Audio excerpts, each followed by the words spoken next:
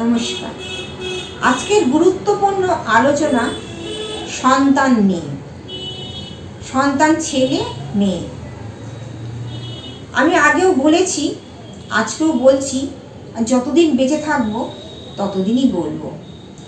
রাস্তাঘাটে চলার পথে অনেক কিছু চোখে পড়ে, হয়তো কিছু বলি, হয়তো কিছু বলতে পারি না, একটা সম্মানের ব্যাপার থাকে। আজকে প্রধান কারণ হচ্ছে ছেলে মেয়েদের মানুষ করার দায়িত্ব হচ্ছে বাবা মায়েদের।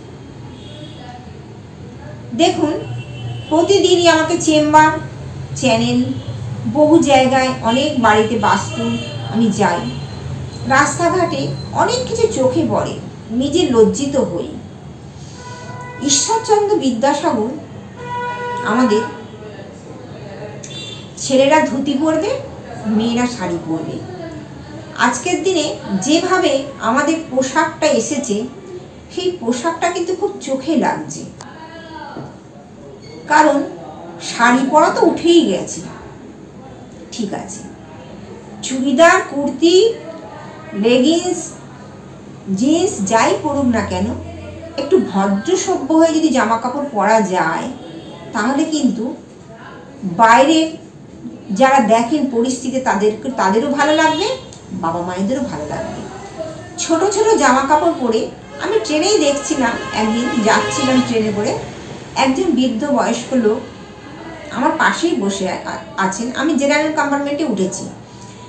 তা ওনার বয়স 78 বছর বয়স হবে, আর একটি মেয়ের বয়স খুব জোর 18 থেকে 20 বছর, স্কুল কলেজে হয়তো পড়ে। তো সে একটা শর্ট গেঞ্জি, একটা শর্ট জিন্স পরেছে, আর ট্রেনেতে দেখবেন ওপরে হাত ধরার যে হ্যান্ডেলটা থাকে সেটা ধরেছে। তো যেভাবে ধরেছে সেই ভদ্রলোক দেখছেন, আর আমিও দেখতে পাচ্ছি, কিছু বলতে পারছি না। যে টপটা পরেছে নিজেই কিন্তু বারবার নিচের দিকে নামানোর চেষ্টা করছে। সেই ভদ্রলোক আমার সামনেই আমার দিকে তাকিয়ে ওনাকেই বলছেন, জানেন আজকের দিনে কত জিনিস দেখতে হয়, বলে চুপ করে গেলেন। অথচ মেয়েটা যতবার হাতটা তুলছে, টপটা ওপর দিকে উঠে আসছে। তখন কি করছে, ওই ভদ্রলোক বললেন, মাগো তুমি তো জামাটা ছোটই পরেছো, যতই তুমি নিচের দিকে নামাও না কেন, ওটা তো নিচে নামবে না।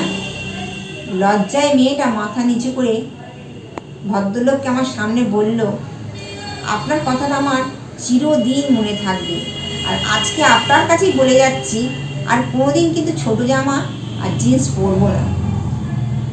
কেন জানেন? বন্ধুরা পরে, না পরলে সম্মানে লাগে। তোমার বন্ধু পরে, আমরা যাচ্ছি, আমি দিশা থেকে উঠেছি, হাওড়া যাচ্ছি, বন্ধুরা যদি অন্য কোনো খারাপ কাজ করেন, সেই 78-72 বছরের ভদ্রলোক বলছেন, তো তুমি কি সেই কাজটা করবে মা? বলছে আজকের দিনে বন্ধুদের সঙ্গে পাল্লা দিতে গিয়ে আজকে আমার এই অবস্থা হয়েছে। এর আগের দিনও একজন ভদ্রমহিলা বলেছিল, সেটা গুরুত্ব দিইনি, কিন্তু আপনি বসে আছেন, উনিও দেখছেন, উনি কিছু বলছেন না, তা আপনি বললেন আর কখনো ছোট জামা কাপড় পরবো না।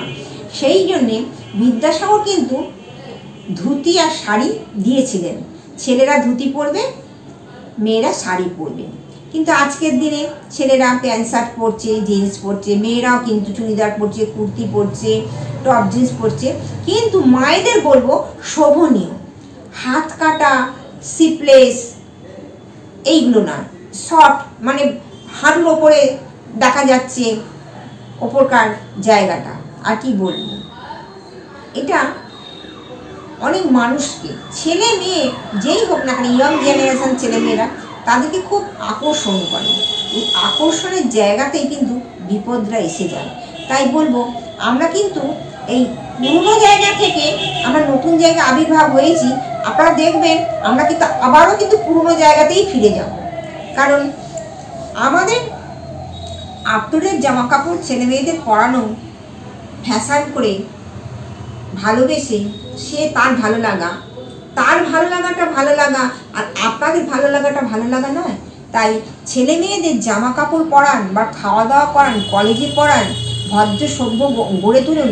বাবা মা হচ্ছে প্রধান, বাবা মা কিন্তু কেরিয়ারটা তৈরি করে দেয়। আজকের দিনে ছেলে মেয়েদের শিক্ষা দীক্ষা, শয়নে স্বপনে বসা দাঁড়ানো, মানুষের সঙ্গে ব্যবহার করা, এইটা কিন্তু আজকের দিনে বাবা মাই শিক্ষাটা দেবেন। তাই আজকের অনুষ্ঠানটা কেন বললাম, দর্শক ভক্তবৃন্দ এসেছিল আমাকে দেখাতে যে মেয়ের সাজ পোশাকটা কীভাবে বদলানো যায়, সেই পদ্ধতিটা বলুন। আজকে ইউটিউবে বললাম, তাই বলছি যারা আমার ইউটিউব দেখছেন বা শেয়ার করছেন আমার খুব ভালো লাগছেন। আমি তাই বলবো আপনারা ইউটিউব শেয়ার করবেন, সাবস্ক্রাইব করবেন, লাইক করবেন, আমার সঙ্গে থাকবেন। আজকের মতো আসি, নমস্কার, জয় মা।